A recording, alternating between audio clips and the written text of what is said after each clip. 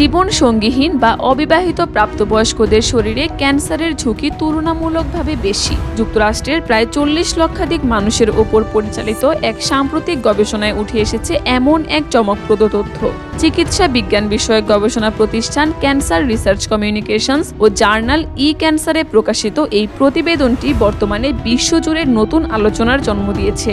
গবেষকদের মতে বৈবাহিক অবস্থার সাথে ক্যান্সারের একটি পরোক্ষ সম্পর্ক রয়েছে।